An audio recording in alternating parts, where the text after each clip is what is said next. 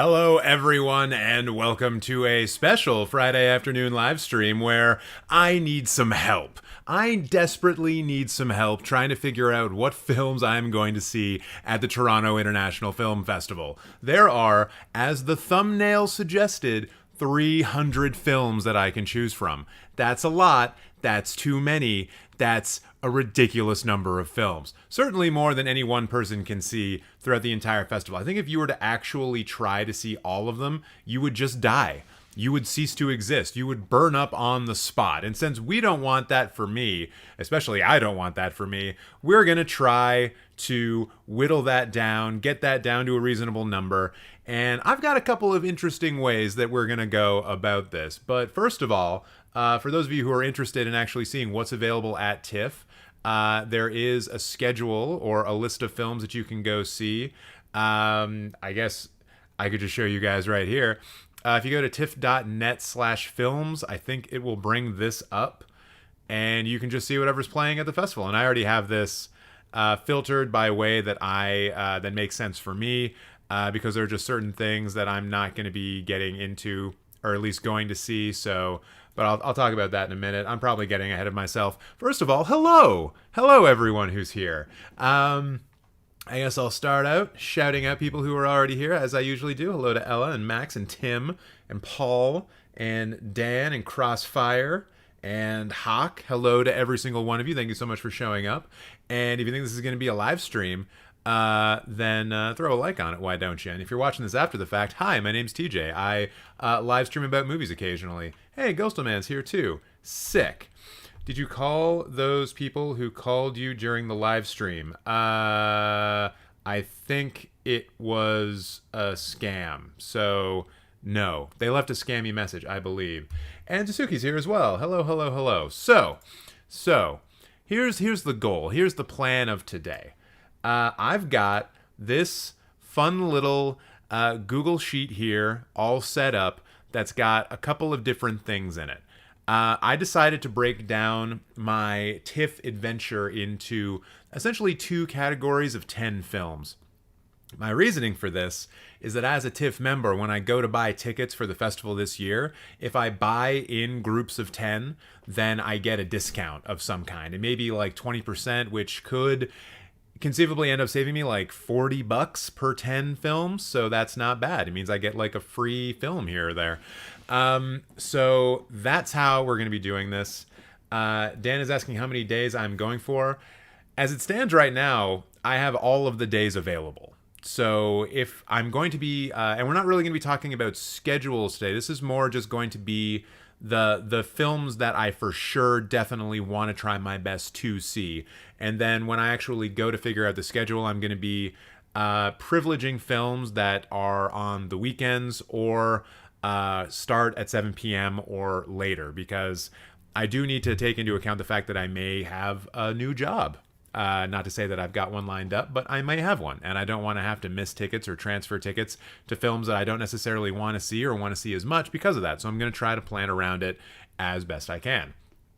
So this is why we're going to do this. I'm going to start off by going through the no-brainers. These are the films that probably did well at other festivals like Cannes. Cannes will actually play a lot into the no-brainers list. Also films that are directed by directors who we know are good, who have put out great films recently, and a couple of sentimental favorites here or there, some performers that I really love. Those are all going to be going in to the 10 no-brainer films. And then once we have all of those, we're going to talk about the discoveries. These are the films by directors that I don't really know anything about. These are going to be the newer films for me, and I've decided to give myself some criteria to work around. So, the criteria, as it's listed, at least 5 of the films of these 10 must be directed by a woman. 4 of the films must be Canadian. 3 of the films must be African. 3 of the films must be from Latin America. And 2 of the films must come from the wavelengths section of the film festival. That's the section of the festival that's typically more experimental. And I usually avoid it because I don't know. I've got a weird thing about experimental narrative films, and I feel like I should get over that and actually experience some cool stuff. And the same thing with documentaries. I usually do not go see documentaries at TIFF. When it comes to my documentaries, I like to wait until the Oscars tell me which ones are the 5 best of the year, and then I just go watch those 5, and that's basically it for me. So that's how we're going to be breaking this down. And then I'm also just going to have like a list here for backups in case there are any schedule conflicts and stuff like that. So that's what we're doing. I'm kind of scared that I'm not bright enough right now. Let me just see, play with this, turn that up a bit. Sure, yeah, it's a bit better. Okay. So, the no-brainers. Let's start investigating those. So I'm going to be using mostly TIFF's own website for this. And I guess I should also mention, these are going to be listed from like 1 to 10 in priority, like 1 being I absolutely must see it, 10 being I truly want to see it, but if I can't see it, then this is the one that's going to drop off and be replaced, just so you know. Okay, so first of all, let's start searching for those no-brainers, and I think a lot of them are going to be in special presentations. So let's start there. Also, just in general, I am not going to be going to any films in the gala section. Those films just cost more money, and I truly do not need to spend $45 to go see a film before anyone else. 20 to 30, yeah, I can manage that. But 45 to like 80, no, we're not doing that here. So let's take a look and try to figure out which of these special presentations go into the no-brainer category. And already I see the Palme d'Or winner, Anatomy of a Fall, so we're definitely going to be slotting that in. I already know what the number 1 film is going to be, so I'm going to do Anatomy of a Fall right there. Hey, Tom's here. I haven't seen Tom in a while. Hello, community. Hi, TJ. Been a while since I've last watched a live stream. Recently moved to Rome, and it took a toll on us, and now the time zone doesn't help much. Hope all is well with you all. Well, Tom, I hope the move went all right, and I hope that you're now well situated in Rome. Hope the weather's good. Probably. Isn't the weather in Italy always good? And thank you for joining us. Hopefully we can see you on some future live streams. Okay, so that's the Palme d'Or winner, Anatomy of a Fall. We got that taken care of. Close to You, American Fiction, A Difficult Year. I don't think any of these are jumping out at me. I'm just looking at the directors as well. Not seeing some big ones. Oh, there's a big one right there. Evil Does Not Exist, the new film by Ryusuke Hamaguchi. This is the director of Drive My Car, which did phenomenally well by getting nominated for a few Oscars a couple of years ago. You guys may remember this film from 2021, or Drive My Car from 2021. So definitely Evil Does Not Exist. So I'm going to throw that in here.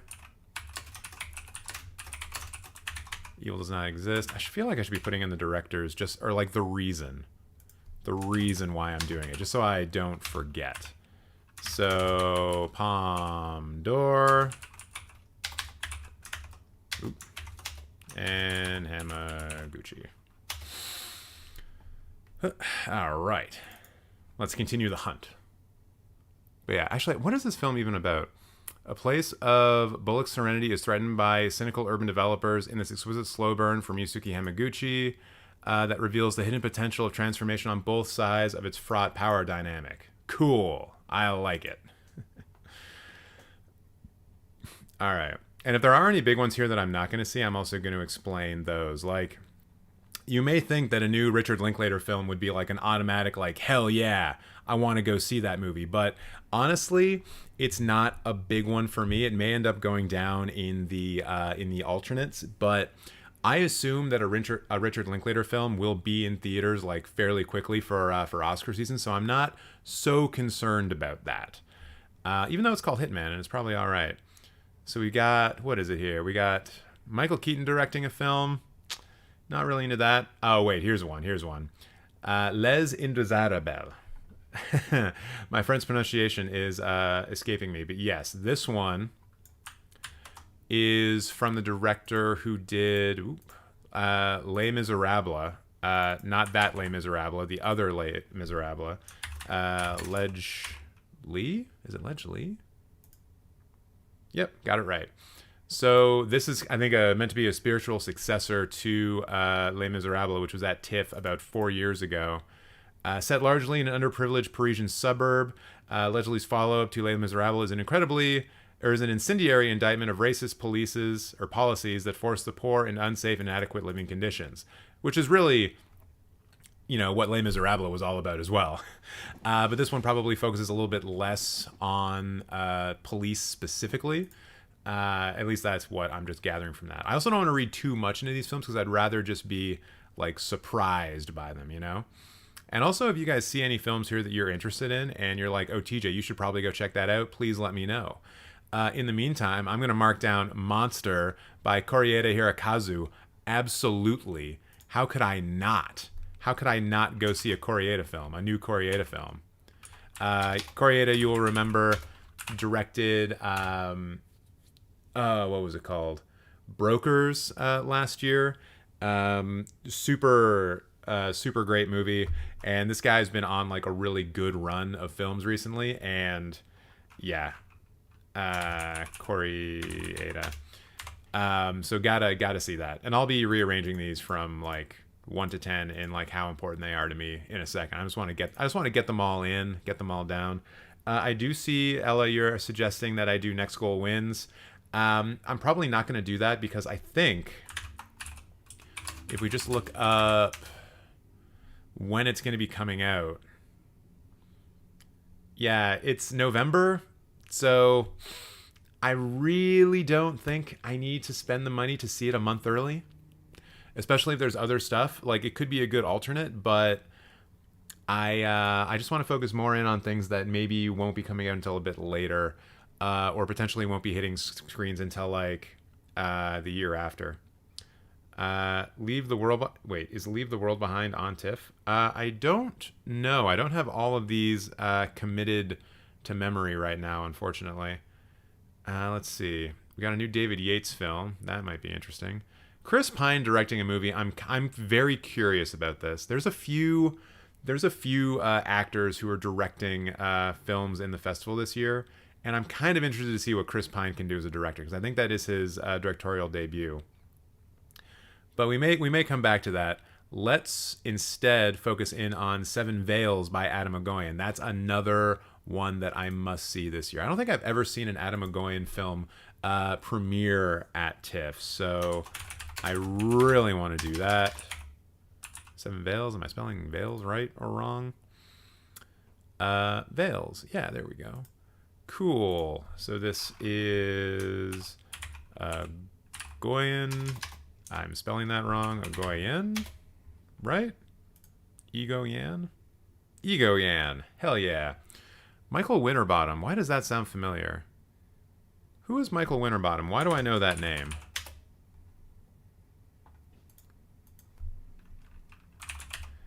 Seven Veils. You want to watch that really badly, eh? Nice. Winterbottom. Why do I recognize that name? Michael Winterbottom. Directed 24-hour Party People. What? And all of the Trip movies. That's good. Oh, The Wedding Guest. Oh, I saw The Wedding Guest at TIFF a number of years ago. Okay, so then what's this movie then? What is this movie all about? So Shanna. World premiere. Set in British Mandatory Palestine, this tense historical thriller from Michael Winterbottom weaves a story of star-crossed love with one of political radicalization. Interesting. Interesting. Might have to remember that one for the maybe section. Let's see here. I just want to make sure I get like all of the must ones that I must see, like all of the really obvious no-brainers. Just another one to point out that might go into the maybes. The Dead Don't Hurt. This is a film by directed by Viggo Mortensen. It's his second directorial film, and it has Vicky Krieps in it. So, and I love her. So this is set in the 1860s. Viggo Mortensen's second outing as a writer-director is an elegantly realized feminist western starring Mortensen himself and Vicky Krieps as immigrants attempting to forge a life in a corrupt California town. Ooh, I'm gonna put that one at the bottom. The Dead Don't Hurt, because it's got two people in it that I really like. The Dead Don't Hurt, and they're counting it as a Canadian film, so that's great. Krieps, Mortensen. I'm probably spelling these wrong, but I'm not gonna bother with that. I'm not gonna. Spelling is so elitist, you know. Alexander Payne has a new film, but I'm not super that. Oh, there's another one. Zone of Interest, Jonathan Glazer. That's another one that was at Cannes. I think that won the Grand Prix, if I'm remembering correctly. But that was the one that a lot of people thought probably would have won or should have won the Palme d'Or. Zone of Interest. And also, it's like a Glazer film.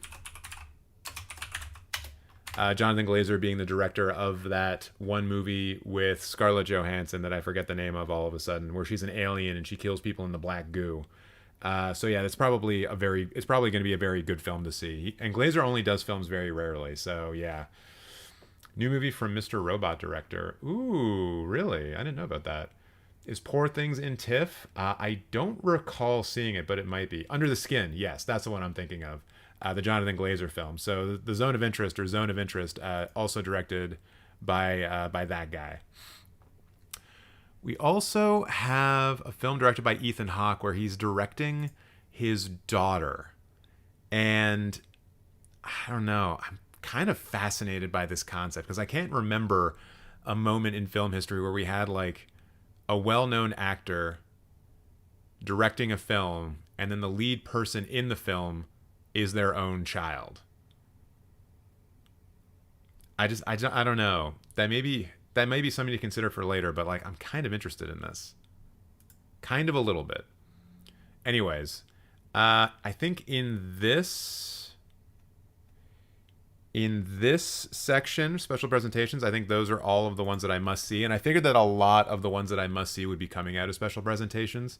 Usually this section of TIFF is dedicated to films that have already premiered at other film festivals like Cannes or Venice.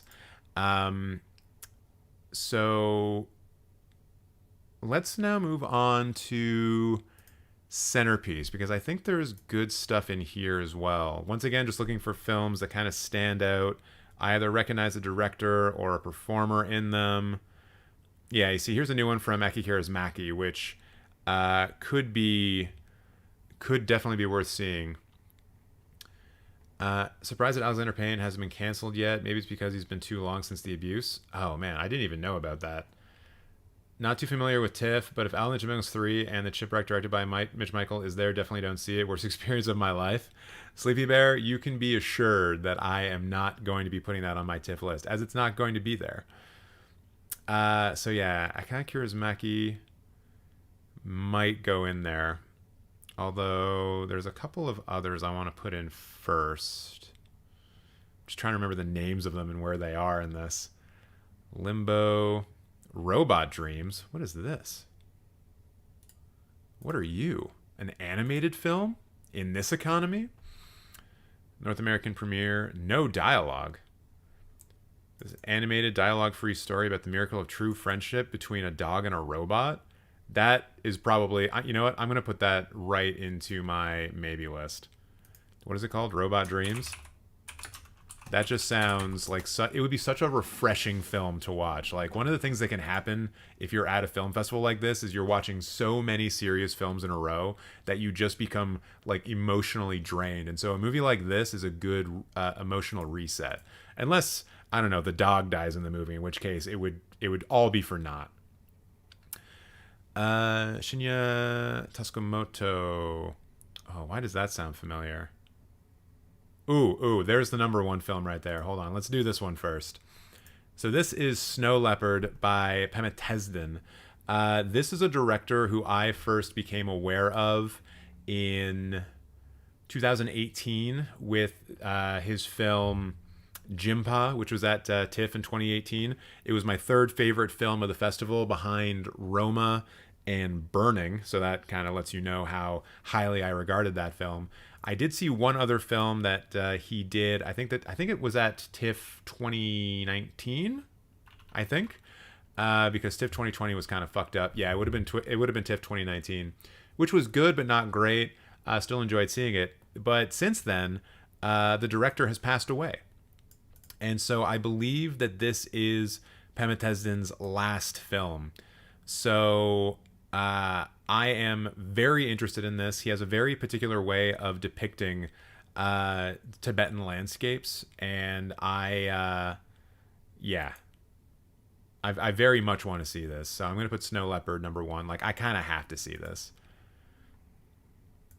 And he's one, and like, once again, I think this is one of those films that if I don't watch me just not know how to spell things. It's a fun new thing that we're doing on this channel. TJ can't spell. I feel like this is going to be one of those films that I'm not going to be able to ever see again. Like, as I mentioned, Jimpa, I think, was one of the best films of the festival in 2018, and it's so hard to find. Like, I don't even know where it is. You maybe you can find it on a DVD somewhere if you live in a major city, you know? Like, maybe it got that kind of release, I don't know, but it's so hard to find his stuff. So I gotta see it. Like, there's nothing there's just nothing will get in the way of me seeing this movie. If it's good, might get nominated at the Oscars. It depends. I don't know. I mean, like, Tibet, so it's Tibet, right? Which automatically means that if it's going to get nominated for Best Foreign Language Film or Best Non-English Language Film at the Oscars, it'll have to come through China, and I doubt China is going to pick a Tibetan film. That's just that's due to, like, local politics and everything like that. I just don't think it's going to happen. So it's here or it's never, I feel like, and that's what I'm kind of rolling with.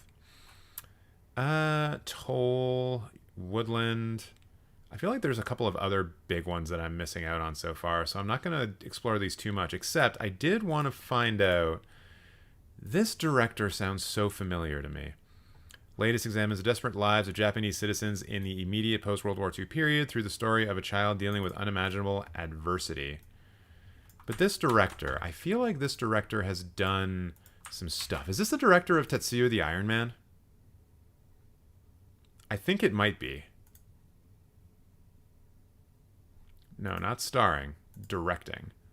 It is. Okay. Yeah, I think I kind of want to go see. I think I want to go see this movie. How many do we have here in the 10? All right, I'm gonna put this, like, below Shadow of Fire. Yeah, I'll put it down here just in case. But that sounds like it'll be great. Oh wait, no, I think there's two other ones that I definitely want to put in here. So I'm just gonna drop this down here, and the reason will be Tet Suyo director. There we go. Because if you'll remember what we're going to be doing for the discoveries, there's no room for a Japanese film up here. So yeah, that's where this all gets interesting. So let's move back here. Oh shit, there's this Wim Wenders film as well. How did I miss that? Oh, god damn it.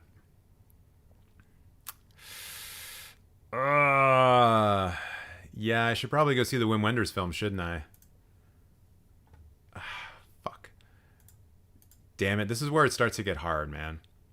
Perfect Days, Wim Wenders. I'm gonna put that down here as well. I mean, maybe I'll just end up seeing 30 films. Who knows? I've done it before, and I'll do it again. All right. And yeah, some of these backups I may swap into here depending on how I feel. But there's just some films that I'm, like, really excited for. And I know that, like, a Wim Wenders film will probably get onto the Criterion Collection or something, like, pretty quick. So, once again, not too concerned with it. Not too concerned. But I think that's all I recognize. So let's move on. Let's move on to platform. Oh, and I still haven't looked at Midnight Madness yet. Ugh. So many movies. It's too many. Okay, platform is actually not that large of one, and I don't think there's anything here. Spirit of Ecstasy, I think, kind of looks good, but I don't know for sure. So platform, I think this will be one that we come back to when we're filling out the Discoveries one. So let's take a look at Next Wave Selects. Because, yeah, there's a couple in here. So this one here, How to Have Sex. This won the On Swords and Regard prize at Cannes. So this is definitely one that I want to see. So let's throw that in here. How to Have Sex. On Swords and Regard. And see if we can find anyone else. But yeah, just this one essentially is a blurry and almost out-of-body night in Crete leads 16-year-old Tara, who is on a wild holiday with her best friends on a mission of self-knowledge to the best of her ability. So, yeah. I expect this to be a wild and psychedelic film. And that's just next wave. I think that's everything. This one, although maybe those will sneak in other ways. Yeah, I got to keep remembering that. They'll sneak in other ways. Okay, so what else haven't I looked at? There's one that I wanted to do that I haven't seen yet. Why hasn't it come forward yet? Is it in Discovery? Have we looked at Discovery? Achilles. Okay, so hold on. There's one in particular I'm looking for, but I don't want to say what it is out loud, but I know that it's here. Oh, shit. Is it part of Gala? Oh, no. It might be in Gala. Oh, God. All right. Might as well check here just to make sure. And just as a reminder to everyone, the Gala films cost way more money, and they can be anywhere between like $45 and $80, and I'm just not doing that. So I'm not going to be seeing like The Boy and the Heron. I'm not doing that. I'm not. Like, I would love to see Hayao Miyazaki's new film as part of TIFF, but I'm not spending $50 to $60 to do it. Okay, good news, though. The one film that I was looking for is not here. So it's just somewhere else. Where haven't we looked yet? It's got to be... It's definitely not a Midnight Madness film. So it's got to be Wavelengths? No shot. There's no way it's a Wavelengths film. Because if it is, I might end up putting it... Okay, now I'm mad at myself. Hello, Zerosion. Fingernails with Riz Ahmed, Jesse Buckley, and Jeremy Allen White looks interesting. That's a short film, though, right? I usually don't do short films at TIFF. Did you get the press pass for TIFF? No, I did not. This is all coming out of my own pocket. So that's why we're being super selective. What the hell? There's no way that it's under Midnight Madness, is it? The one that I'm looking for? No. I don't... What? All right, I'm gonna cheat. Because I know who's in it. That's right. It's a film starring Nomi Merlan. You love her. I love her. Just want to see her new film, and I think it's called A Difficult Year. Is that the one? Let's take a look and see if we can find it.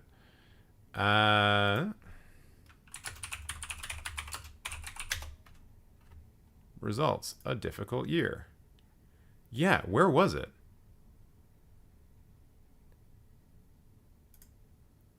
Wait, oh, it's in special presentations. I just totally missed it.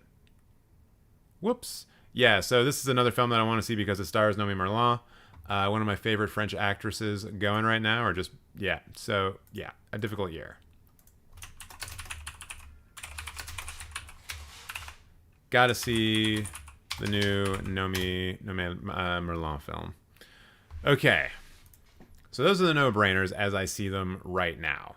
We've got Snow Leopard, Anatomy of a Fall, Evil Does Not Exist, Les Indesirables, Monster, Seven Veils, Zone of Interest, How to Have Sex, A Difficult Year, and The Dead Don't Hurt. Are there any films from Cannes that I haven't hit that I wanted to do? Who mentioned Perfect Days, by the way? Did someone in chat mention Perfect Days? Yeah, no. I don't know if I saw that one or not. And I guess the new Kirzamaki film did win the jury prize. So maybe I should try to slot that one in somewhere. We stand Nomi Merlan in this household? Yes, we do. I think Fingernails is coming to Apple TV. Apparently runtime is just short of 2 hours. Oh, really? That's interesting. Monster, we got that. How to Have Sex, we got that. I would love to do the Commodore film, but I don't know if it's actually at TIFF. Inside the Yellow Cocoon. I'm going to search for it. Inside the Yellow Cocoon Shell. Ooh, it is at TIFF. Ooh, is this part of Wavelengths, actually? Yes! Awesome. Okay. So actually what we're going to do here, we're going to move on to the discoveries. So as I mentioned at the beginning, but since we've had some people join late, I'm doing this in basically 2 sets of 10, where these are the no-brainers, the films that I absolutely have to see because they're they either did really well at festivals like Cannes, or they're directors that I really love. And there's no real like limitations on these. It's just like what I want to see and what I'm really interested in. And then we have the discoveries where there are limiting factors to them. So as an example, 5 of the films must be directed by a woman, 4 of the films must be Canadian, 3 of the films must be African, 3 of the films must be from Latin America, 2 of the films must be from Wavelength, and 2 of the films must be documentaries. So then actually, I guess I can't do Inside the Yellow Cocoon because it's from Vietnam, so it doesn't really fit into any of those. Because I've limited myself geographically to Canada, Africa, and Latin America, because I really do not end up seeing a lot of films from here. But I also kind of want to add in one for just rest of world, so I can just include this other film. Really, I'm the one who's making these rules up as I go along, so maybe I will. Sure, why not? Breaking the law, that's what I do. Insert a row. Insert column. I want a column to the right. Or the left, I guess, also works. Rest of world. See how easy it is to just like make up stuff and change things so it best suits what you actually want to do?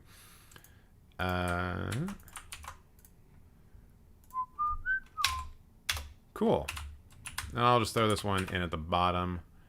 Inside the Yellow Cocoon Shell. Yellow... Ooh, nope, don't need that up.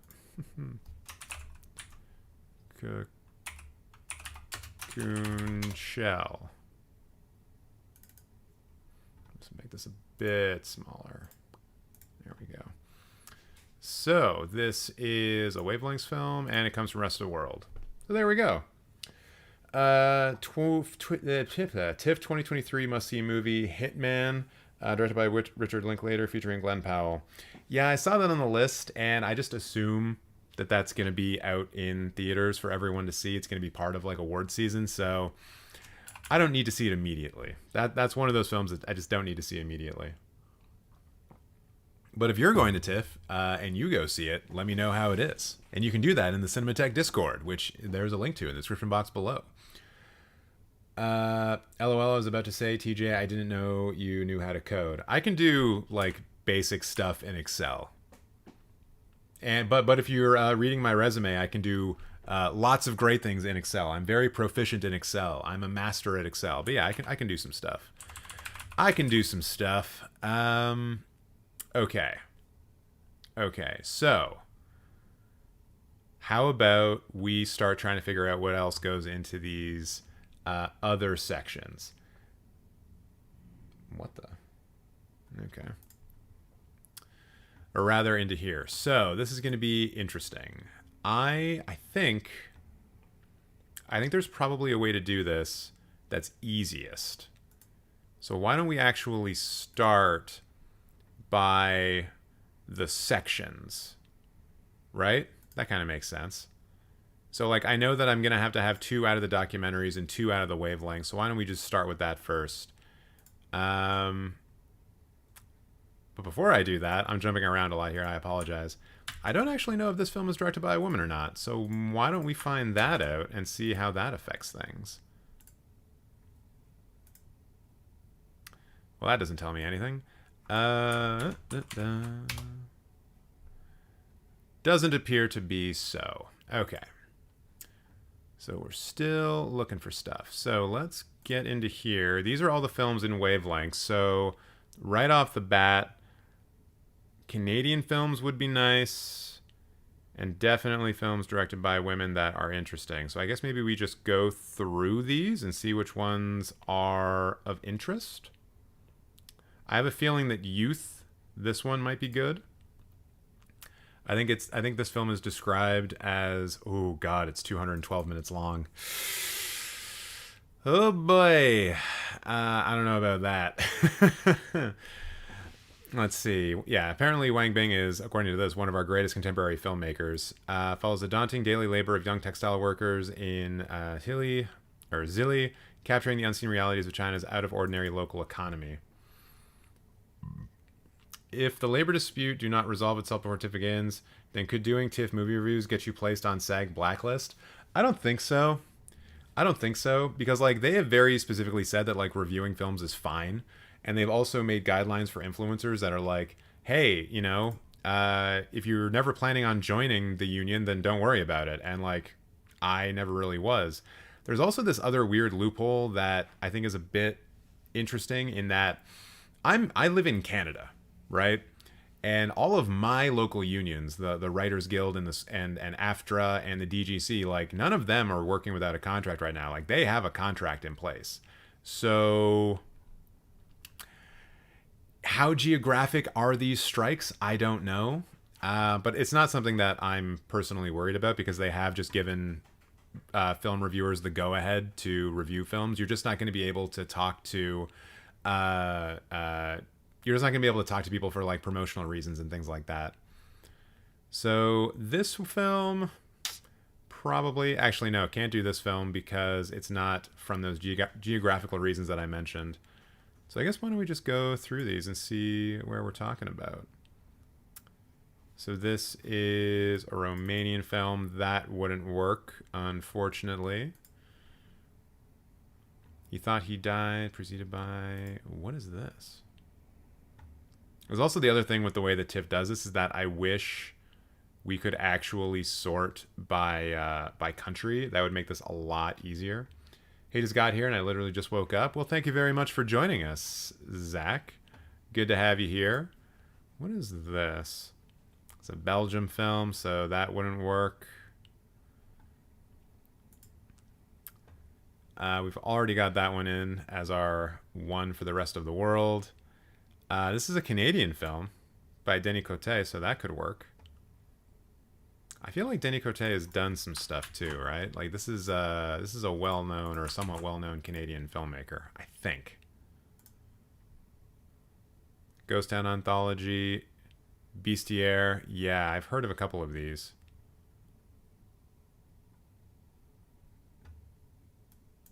Okay. So we can definitely have that in. And that gives us 2 for wavelengths. I'm just going to keep looking just for a bit because I want to see if I can find one directed by a woman that I'm interested in. So what is this? That's Belgium. That's Belgium and Cameroon.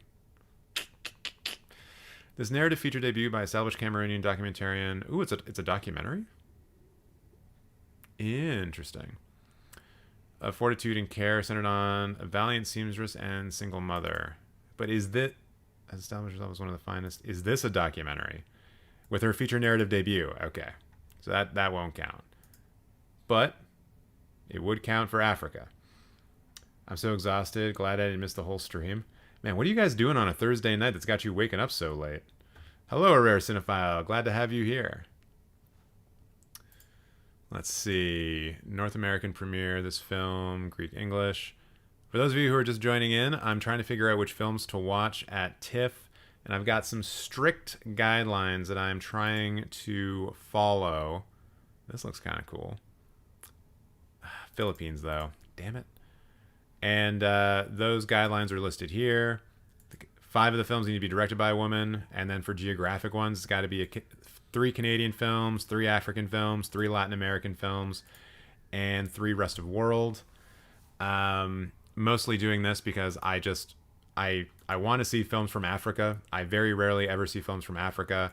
I'm genuinely or generally like fairly interested in seeing what's going on in Latin America, and I want to keep apprised of what's going on in Canadian cinema. So that's why for that. and then I'm trying to pull 2 films each from the wavelengths and documentaries section. So I'm definitely branching out more at this film festival than I have before. Upon Open Sky might be an interesting pick for Latin America. Screenplay by Guillermo Ardilla, who's written a lot of great screenplays for Inarritu. Oh, interesting. Which program is that in?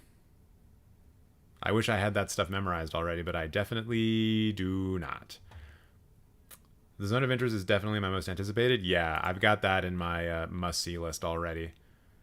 This is a France film from French. Or a French film from France. Oh god, my mind is going already. Ooh, hello. Oh, this was one of the ones that I was thinking of. Yeah.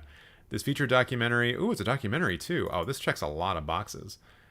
Although I wouldn't count this as the documentary, probably. Or would I?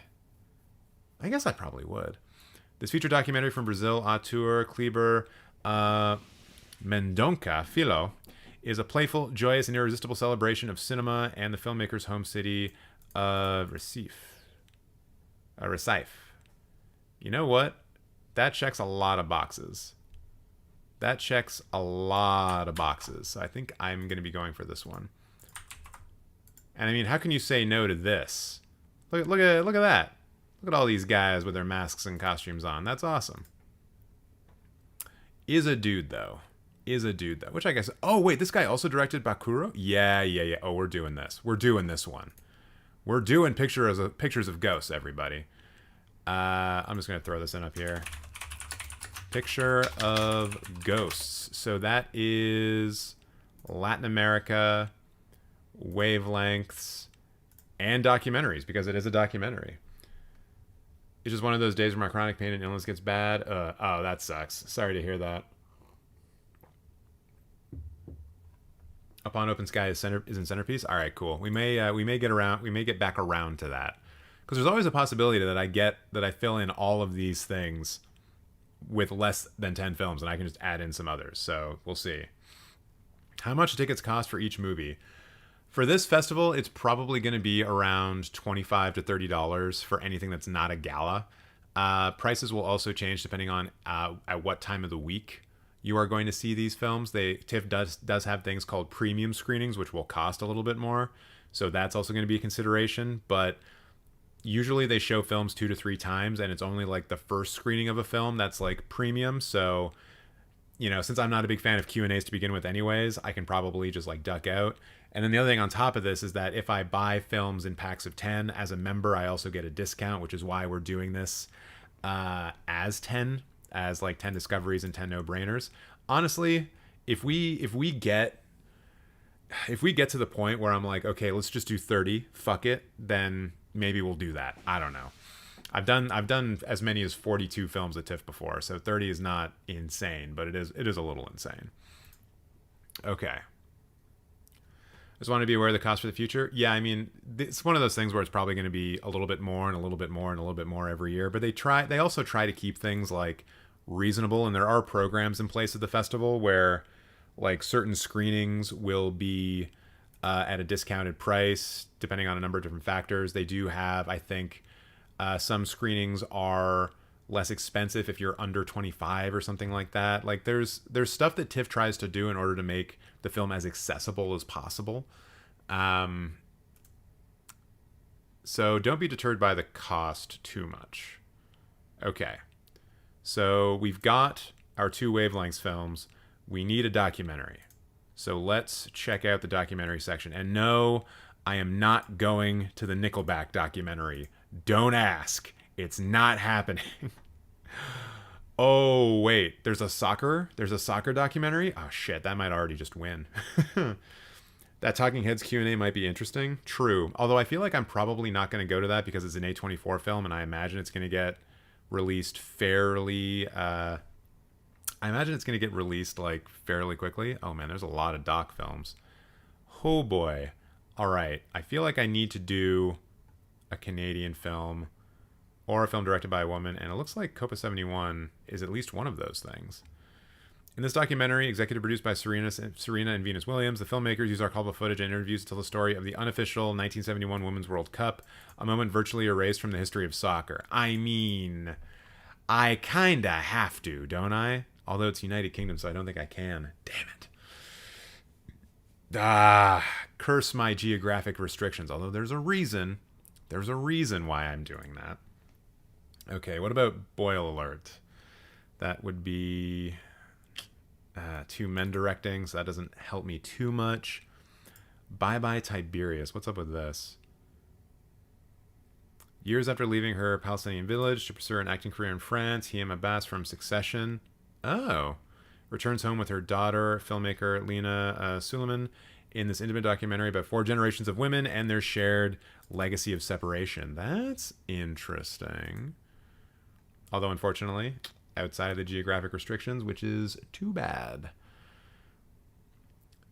You'd think that there'd be more documentaries from Latin America and Africa, you know?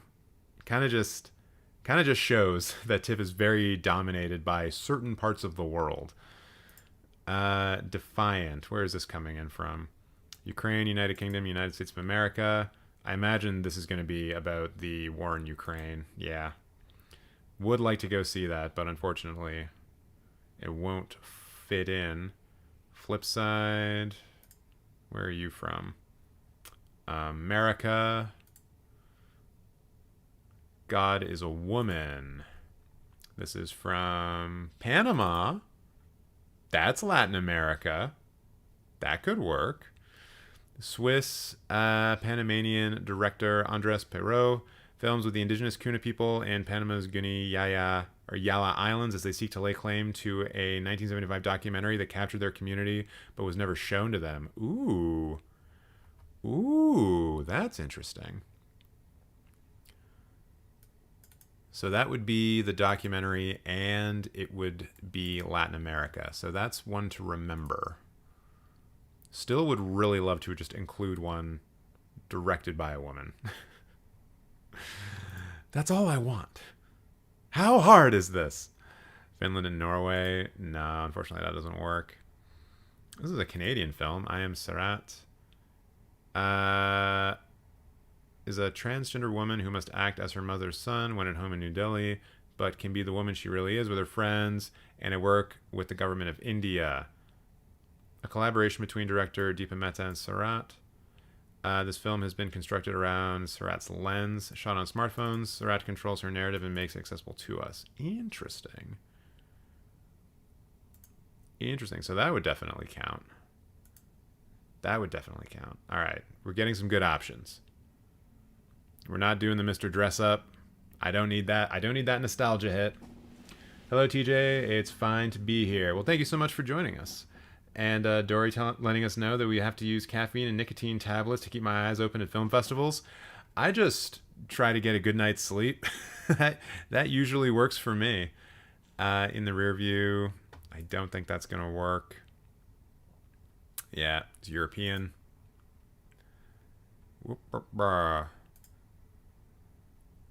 France, United States, America. Ooh, 240 minutes? What? Oh, it's a food documentary too, man. For people who like the bear, there you go.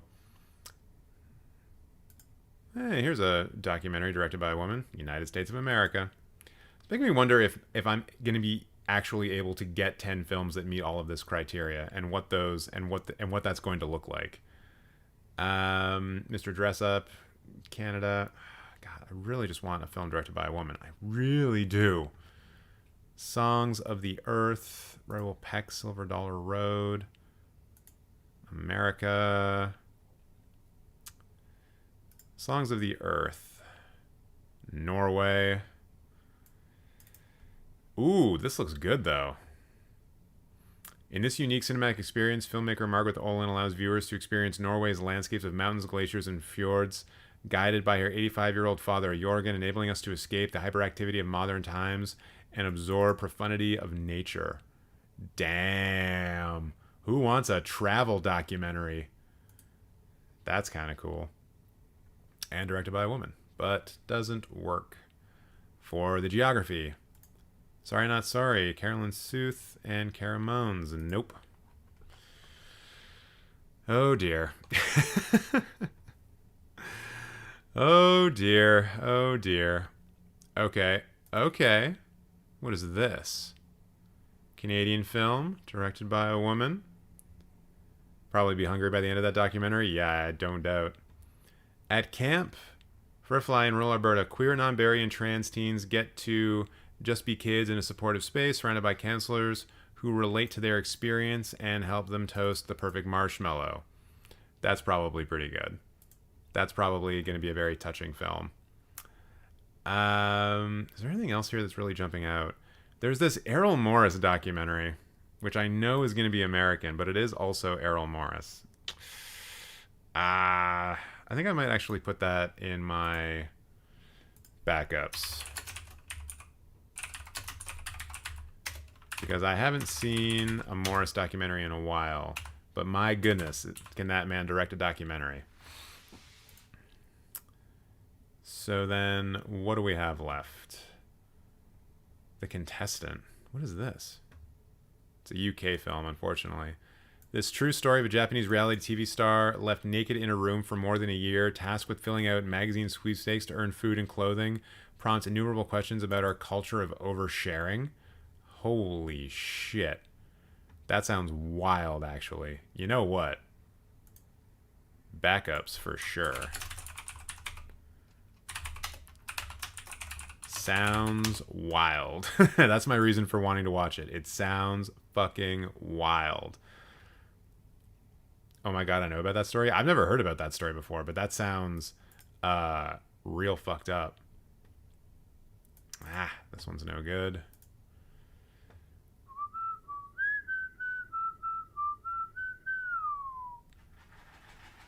Does anyone just whistle Gorguts from time to time? I sure do.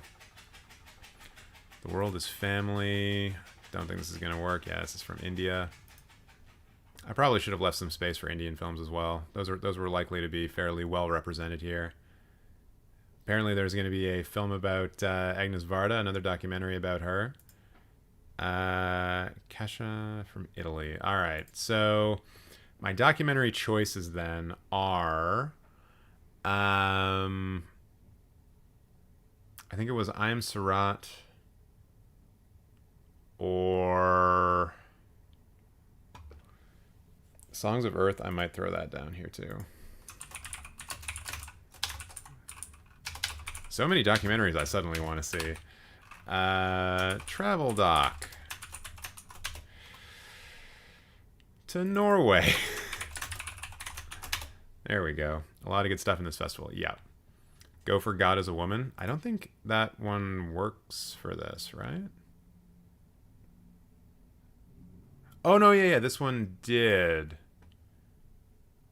Yeah, because it's Panamanian. It's just got a man directing, which I guess is fine. I guess men are fine. So I Am Surat and Summer Camp. Yeah, I think God is a Woman...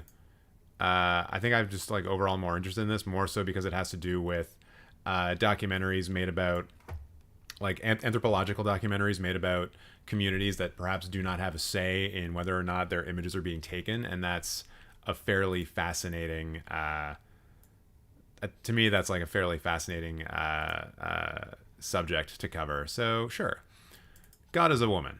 Let's do that. God is a Woman. So it is Latin American and it is a documentary. Bang! Wavelengths and documentaries done. I think men are enough. Sometimes men are okay-ish. Yeah. Hashtag not all men. And yet for some reason, it's always a man.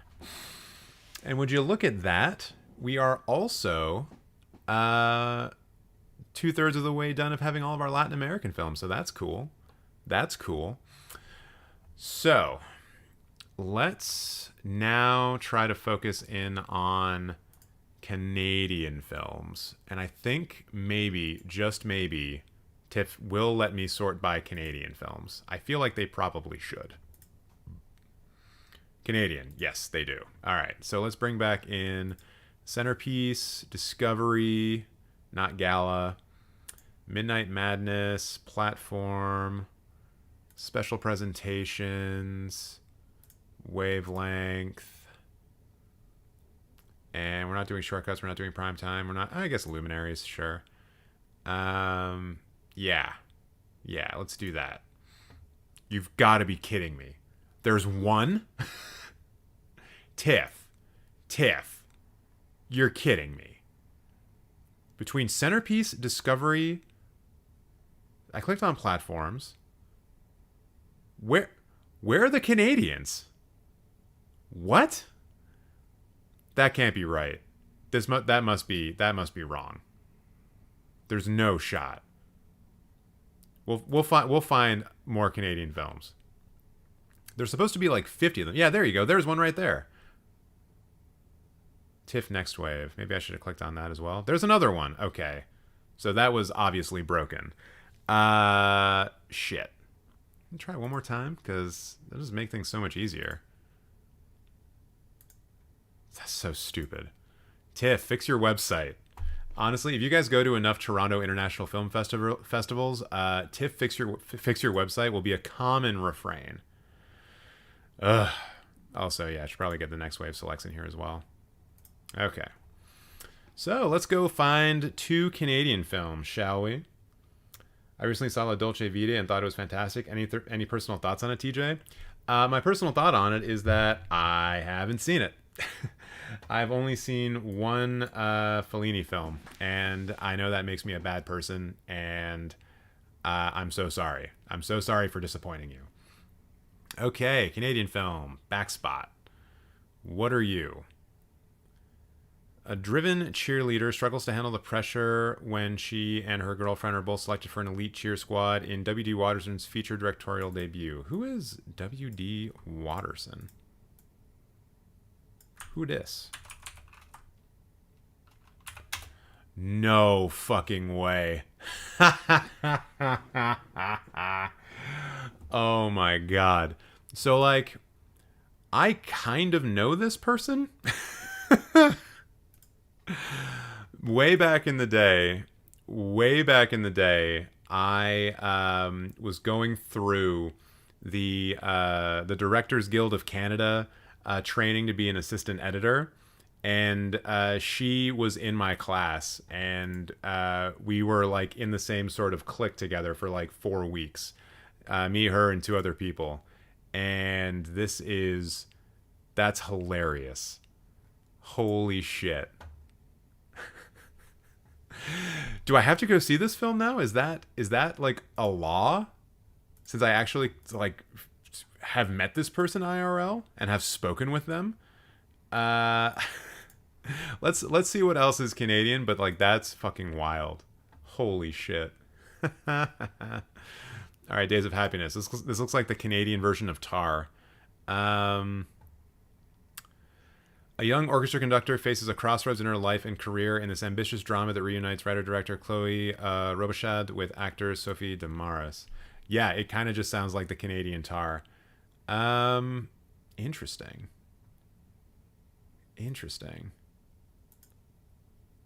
Looks kind of good. Okay, Canadian Tar. I see you. What else we got here for Canada? I do like how TIFF does put those big maple leaves so you know exactly what's going on. Fitting in. Mine's a traumatic, rare reproductive abnormality diagnosis for laughs and tears in director Molly McQuinn's second feature film, starring Maggie Ziegler as a teen who must confront her new health reality. Interesting. Okay. What about Anatomy of a Fall? That's already in my must-see films. Okay. Comedies. Canadian comedies can go. They can go one way or another. It can be. Maddie Ziegler isn't Canadian. That's true, but that doesn't mean that it's not a Canadian film. We have a very particular way. Oh, this is that Fingernails film. Canada has a very particular way of deciding what is and what is not Canadian, because a lot of our films end up being co-productions with other countries, which feature people from other countries as well. So there are some criteria. Usually it goes like this.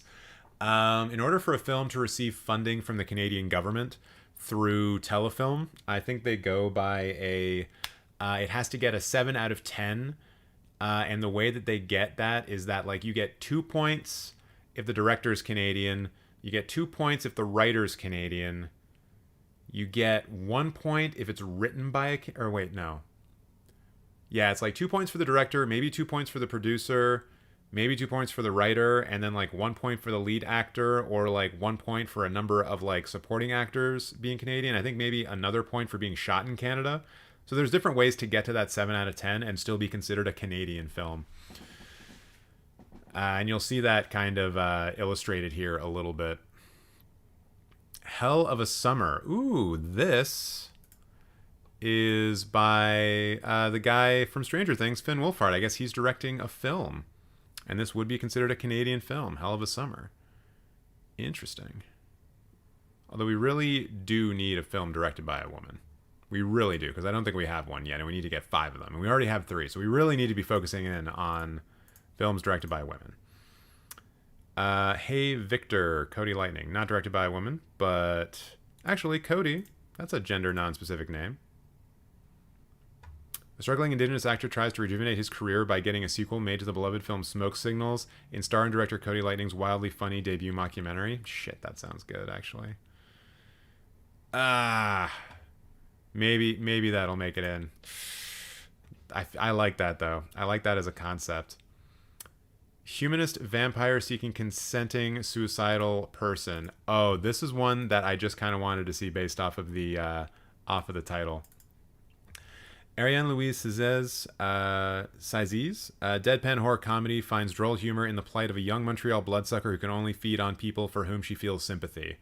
Yeah, that's very much my thing. All right, we're locking that one in right now. Humanist vampire seeking... Humanist vampire... ... We all know what's going on. So that's directed by a woman, and that is Canadian. Nice. It's giving a girl walks home alone at night vibes. Yeah, kind of, eh?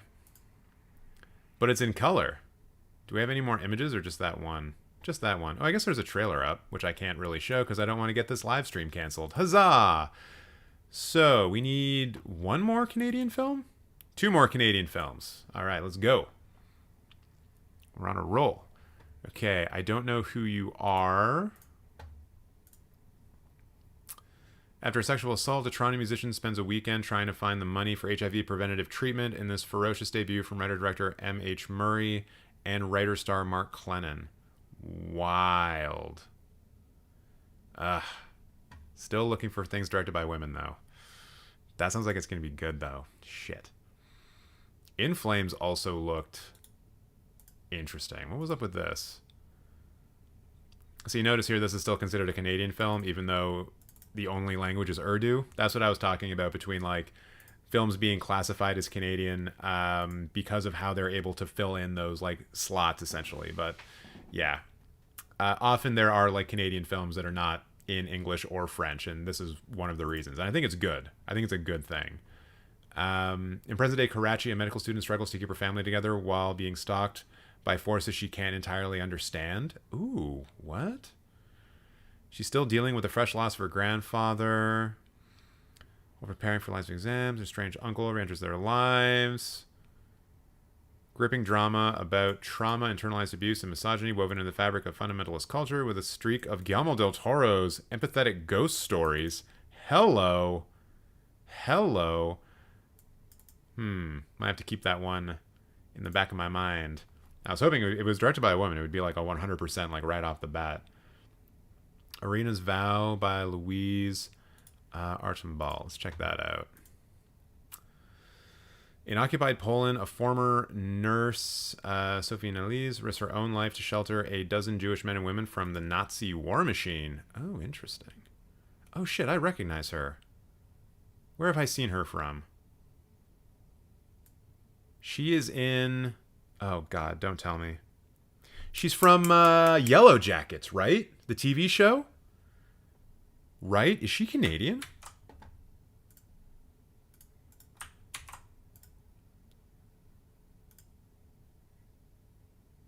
Am I wrong, though? Is she not in Yellow Jackets? She's definitely Canadian, though.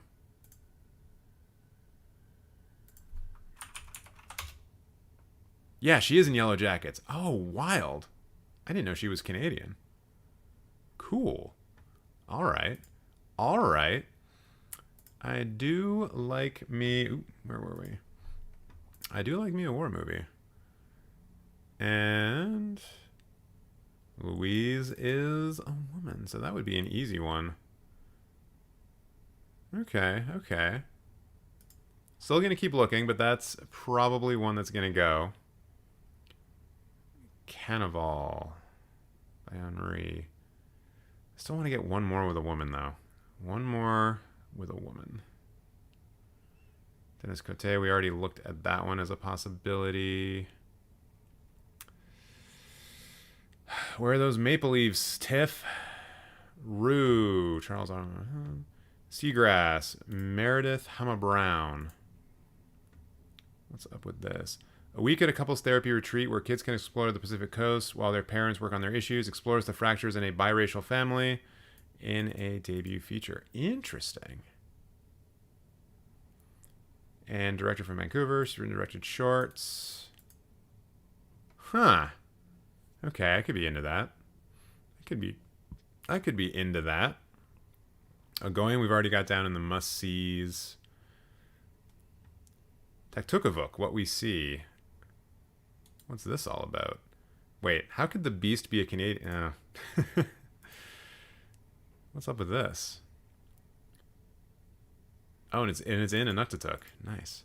An evocative, drawn-from-life tale from directors Carol Canuck and Lacey Tulagerguk about two siblings' attempts to heal and overcome trauma during the pandemic. Okay, with a Verite documentary seal. All right. I'm going to leave that up as a possibility. What is this Léa Seydoux film that apparently is Canadian? Huh? I mean, I guess French is one of our national languages.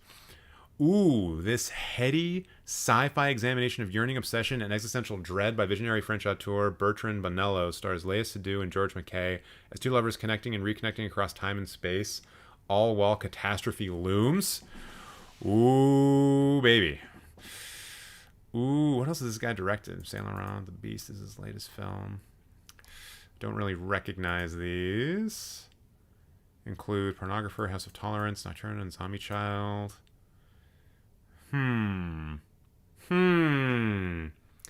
How Canadian is this, though? That's the first thing that comes to mind. Like, how Canadian is that film actually? The Holdovers, The King Tides, Christian Sparks. The Nature of Love. What are you?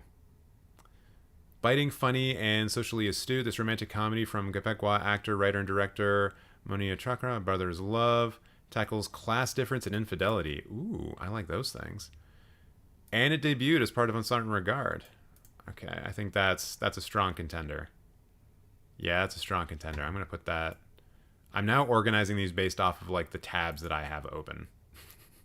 Which is great. Wish I had done that before. Queen of My Dreams.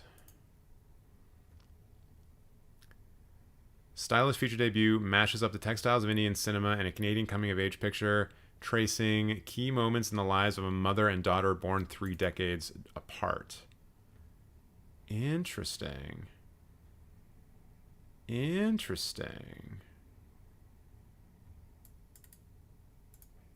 Okay. I like the colors in this photo. Looks pretty vibrant. Looks like a vibrant movie. Anything else Canadian here? Women of the Hour by Anna Kendrick. Noted Canadian Anna Kendrick. I don't think she's Canadian. Anna Kendrick's directorial debut examines uncomfortable gender dynamics with the stranger-than-fiction story of Rodney Acal's appearance on the dating game in the middle of his 1970 murder spree. Oh my god. All right. I got to at least make sure that, like, the director of the film is Canadian if I'm going to do it. All right. So this sounds good. This doesn't sound Canadian enough to me. I'm calling it. Is she Canadian, the director? Was born in Montreal and holds an MFA from Concordia. Okay, she's pretty Canadian. Dream of my dreams. Not super interested in that. A romantic comedy might be nice, though. A Quebecois romantic comedy? Yeah, I don't think the Canadian film I have so far is a Quebecois. Oh, no, it is. It is a Quebecois film. Huh. I do kind of like this. I feel like this might be kind of like a chill, like this might be like a heady film, but a vibes type film. You know what I mean? I think. Were there any others that I'm not remembering because I wasn't doing the thing that I'm doing now with the leaving tabs open. Irina's Vow. Okay, I love that one open. In Flames. God, this one sounds awesome, honestly. Humanist Vampire. We already have that one in the list.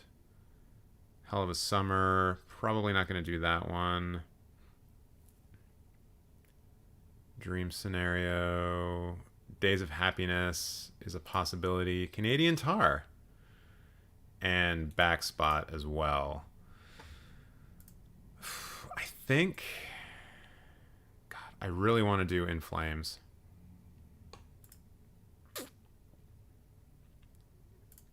All right, I'm gonna put In Flames in for now. But it really only checks off like one box, which is gonna make it tough for the rest. And then I don't think I'm going to do Backspot. Sorry, person who I hung out with for a couple of weeks, like 10 years ago.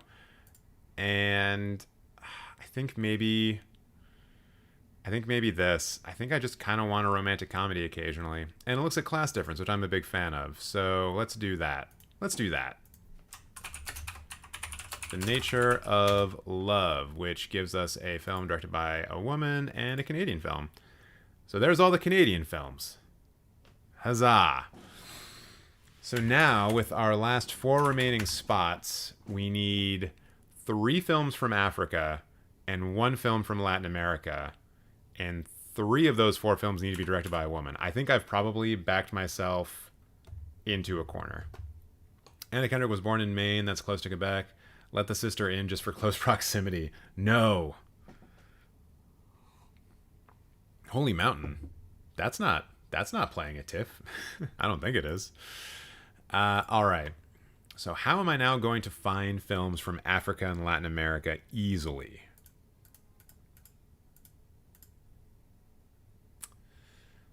Actually, just give me 1 second. I think I'm going to put that Seagrass film down in my alternates as well.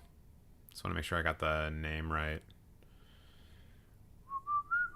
Just it's pulling me in, you know? Seagrass. Yeah.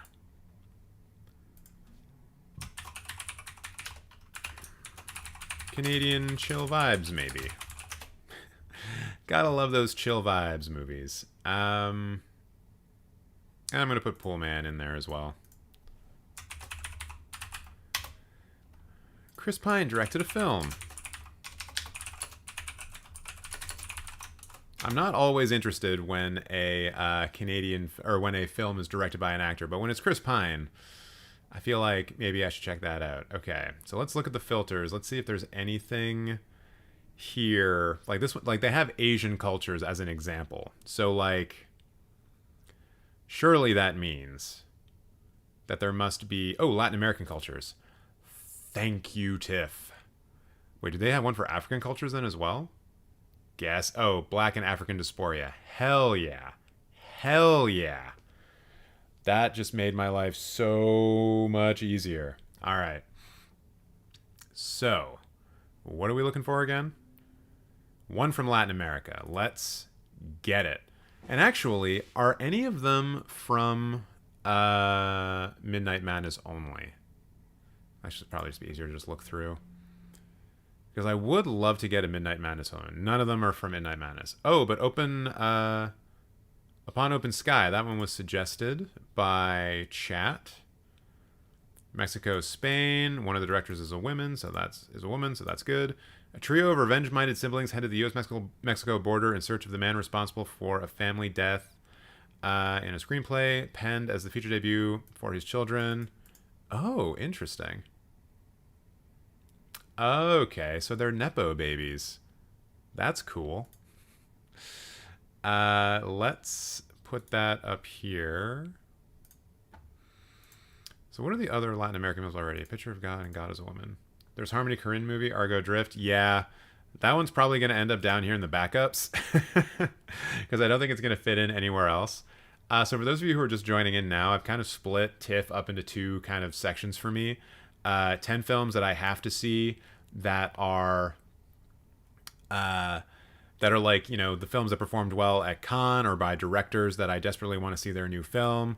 And then here for the discoveries, I'm limiting myself to 10 films that must meet this criteria. And so, like, there's got to be some documentaries. There's got to be 2 films from the wavelength section. There's got to be 3 films from Latin America, 3 films from Africa, 3 films from Canada, 5 films directed by a woman. And I'm just really trying to get, really trying to make sure that I'm like seeing films that I may not otherwise see, because it's very easy at TIFF to get drawn up into like the glitzy and glamorous films, and there's just sometimes films that you miss otherwise. So Daniela, God, this kind of just looks good. Okay, hold on. A Ravaging Wind. What are you all about? It looks like a lot of these are directed by women, actually. Paula Hernandez's quietly powerful film depicts the complex relationships of 2 fathers and their children in the Argentinian countryside. Okay. What else has she directed? Siamese Bond. Okay. Imagine your father being the guy that wrote Amores Paros and is friends with Inarritu. Must be nice. Nepo babies are wild. No doubt. Woman of the Hour is directed by a woman. Wait, Where's the Boy and the Heron? Yeah, the other thing that I'm doing is that I'm not watching any films that are in the gala section because those films are just too expensive. Am I going to see Argo Drift? I might. Like I'm doing this here, right? And we got all this stuff going on. None of these films are in Midnight Madness, and there are a couple of Midnight Madness films that sound absolutely wild and amazing. So this is what I mean. Like, if my backups just end up being like 10 films long, then I might just go see 30 films. And we're pretty much at that point right now. So yeah, we'll see. We'll see what happens. Okay. Anyways, back to the thing at hand. So what's El Rapito? What's going on here? Wait, is that? No, I don't think it is. Julio returns with his family to Argentina after the downfall of the brutal dictatorship that overpowered long-standing democracy. Things soon take an ugly turn as his brother is kidnapped, and Julio becomes the lead negotiator with the criminals. Ooh, a thriller. I like that.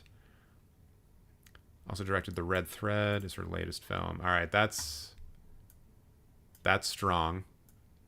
That's very much my shit. Philippe Monica. What is Mountains? Monica Sorrell's narrative feature debut is a slice-of-life portrait of an immigrant worker and a family man gradually contending with his class aspirations and housing insecurities in a rapidly gentrifying neighborhood. Okay. Haitian-American filmmaker. Wait, where is this from? Oh, it's an American film. Nah, it doesn't. Nope. Nope. Pictures of Ghosts, we already got that one. The Human Surge, number 3. They shot the piano player. No. What is Toll? Brazil, Portugal. Returns to the festival with Toll, a film about a Brazilian mother who falls in with a gang of thieves in an attempt to keep her family afloat. Ooh. That sounds fun. All right, might do that. We already got that one. Valentina. This is from Mexico. Young Valentina uses all her might to believe that her deceased father is still alive. This entertaining second feature by director-writer Angeles Cruz His intimate glimpse in the depths of loss and healing power of love. I don't know if I want to do that. How long is TIFF? It's about 11 days. Usually 11 days. Because it goes from I think it goes from the September 7th this year, which is a Thursday, and then to the following Sunday. So it's about 10 days. It's about 10 or 11 days. Yeah, it's the thing with when you do 30 films, you're basically committing to 3 films a day, which is tough, you know. Especially if like you're working. So it kind of means that you're probably doing 4 films on each Saturday and Sunday, which gets you to 16, and then the rest are spread out like on the other days, which is also tough. So yeah, 30 is not a thing that you should commit to without really thinking it through. So based on the stuff that we've looked at here, I'm going to say it's up between A Ravaging Wind and El Rapito. Although what was this again? To search for the man responsible for a family death. That sounds like it could be good, actually. Ugh. But I kind of want to go for not Nepo babies. You know? So this one usually turns his brother's kidnapped and he becomes a lead negotiator with the criminals. Yeah, I kind of like the idea of... I like putting a fair amount of thrillers into TIFF films when I can, because those, they're my jam. I like thrillers, so... Yeah, I think it's going to be El Rapito. So let's put that in. El Rapito. El Rapto. Why was I saying Rapito? El Rapto, which is directed by a woman, and it is Latin American. Boom. So, with our last 3, we got to get 3 films from Africa. Yeah, Argentina has some real good movies. Argentina does good movies, guys. Upon Open Sky, I might throw that down into here.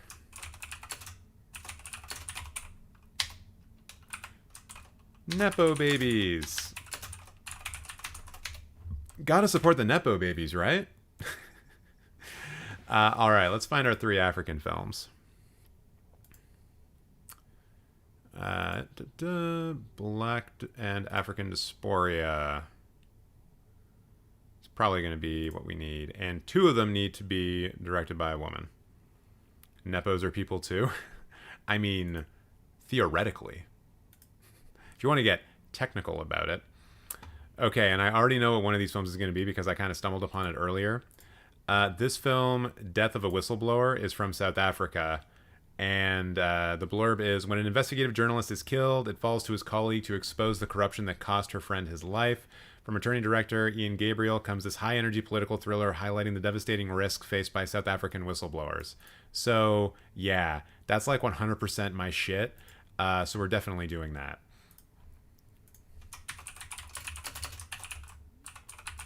Whistleblower, which is not directed by a woman, but it is an African film. So now the last 2 must be directed by women.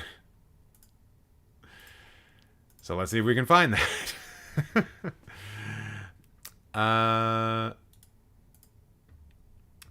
Benel and Adama. Tragic romance follows 2 lovers on a quest for self-possession in the face of tradition against the terrestrial majesty of Sahel. Okay. Could be interesting. Wait, what else has she directed? Estelle. Not sure. We can do it, folks. We'll get there. We'll get there. I do not come to you by chance. From Nigeria. Directs this adaptation of an award-winning 2009 novel about a struggling Nigerian graduate whose only surefire path forward seems to be abetting his shady uncle's fraudulent email scam. Oh, sorry, Isaiah, but Gotta be a woman. Gotta be a woman. Henry Pardo. It's gotta be a woman. Philippe Lajli. That's a French film. Okay, here we go. Here we go. Oh, this was in... Ooh, this actually becomes interesting then. Because if we do this one, this is part of Wavelengths. So we could potentially... No, I'm not going to play those games. I'm not going to play those games. But still, this one would qualify. Okay. So that's cool. And what was this? Sorry, what was this again? Narrative feature debut by established Cameroonian documentarian is a moving portrait of fortitude and care centered on a valiant seamstress and single mother in Douala. Okay. So it seems like all the dramas are going to be coming from Africa. Mountains we already looked at. George C. Wolfe, Rael Peck. What is this? Burkina Faso, Senegal. Okay. Won the Panorama Audience Award at Berlinale 2023 for this unflinching look at the crisis plaguing the region of Northern Africa. Is it a documentary, though? I'm not saying that's a bad thing. Ongoing brutal crisis returns to the festival with her intense fifth feature, an award-winning epic drama commanding a bold and steadfast focus on the strength and well-being of the region's women and girls. Or the region's women and girls. Okay. That's a strong contender. And what else we got here? Toll, we've already looked at. Wait, where was this from again? Brazil, Portugal. Oh, right, because it's dysphoria as well. Whereas I'm specifically looking for films from Africa. Manal Beg, We Grow Now. What's up with this? Two young boys, best friends, discover the joys and hardships of growing up in the crawling Cabrini Green public housing complex in 1992 Chicago in the latest film from director Manal Beg. This is an American film. Yeah, not going to count that, unfortunately. So, we need two films, both directed by women. I think Sira is an easy pick. That one just like really jumped out at me and said like, hey TJ, you should watch me. So, Sira, which is directed by a woman and is African. Google's calls it drama narrative. What? Did you pick up anything during the Criterion 50% sales event at B&N? I'm Canadian, so that's like, it doesn't offer me much of a savings because I still have to get it shipped and I can still get like taxed on it when it crosses the border. So yeah, the B&N sale doesn't really work for me, although there usually is like a corresponding sale at a Canadian website. They do like a 40% Criterion sale, but then, you know, it's kind of marked up, so it's still not even really worth it. So yeah, to answer your question, no. I don't buy physical media anymore, although I've been thinking about getting back into it. So now, but if you did, what did you get? Follows two lovers on a quest for self-possession in the face of tradition against the terrestrial majesty of Sahel. Could be interesting. And then what was this one? This is from Wavelengths. Right. I think I'm a little bit more interested in this one.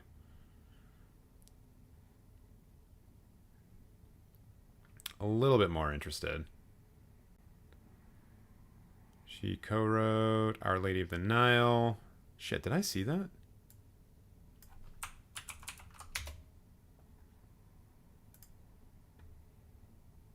No, the film. The film.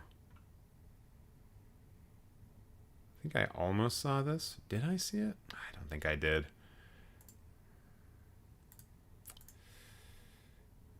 Okay, and then this one is...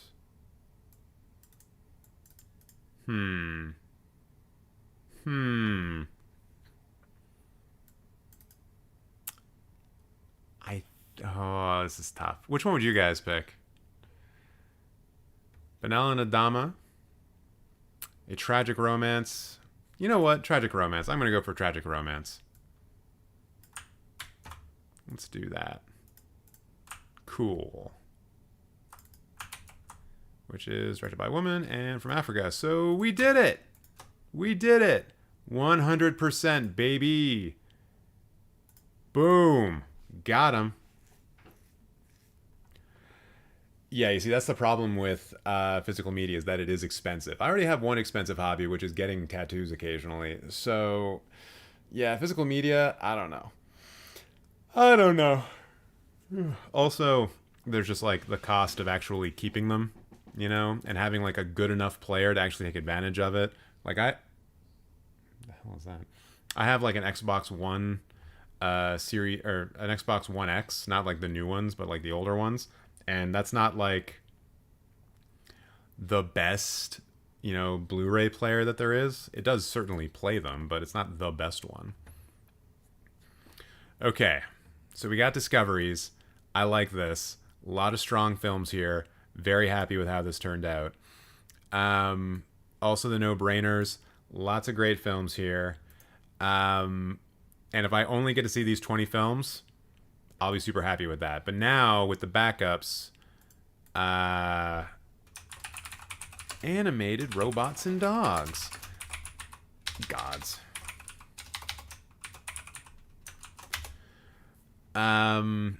There's a few more that I want to add in here because I specifically have nothing from Midnight Madness yet, which is a travesty for me personally. So let's dive a little bit more into Midnight Madness.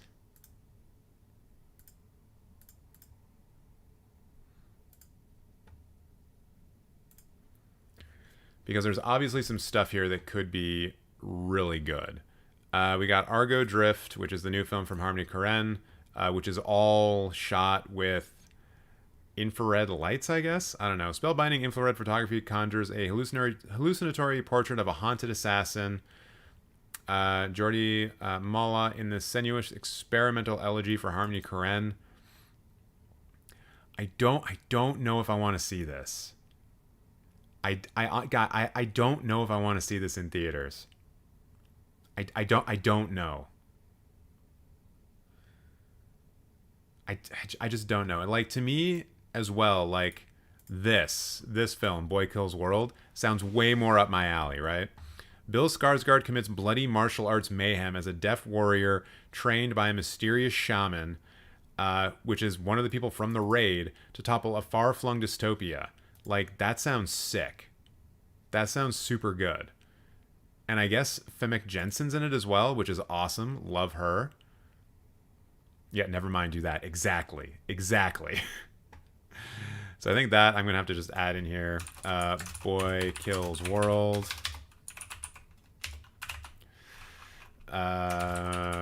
Martial arts mayhem.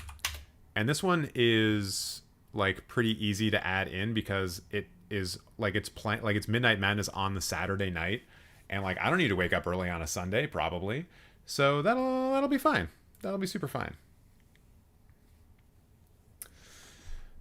Yeah, I don't see the point of buying physical stuff. It's available online. Maybe I have the mindset because I'm broke as fuck. I mean, yeah, I'm kind of in the same position, right? Like, you know, it just costs so much money, but it does cost a lot of money, but at the same time, the physical media is going to look better. Like, I saw a 4K restoration of Thelma and Louise last night at TIFF, and like I want the 4K Blu-ray of that. That film is fucking gorgeous. Love that. Loved it a lot, actually. But you know, if some streaming service had it at a high enough bit rate, that could be good. So I don't know. What is Dix the Musical, do you think? Oops. Wrong thing. What is this? Is that? Huh. Larry Charles Borat conducts an uproarious musical comedy riff on the Parent Trap that follows a pair of identical twins who conspire to reunite their divorced and disturbingly deranged parents, who are played by Nathan Lane and Megan Mullally.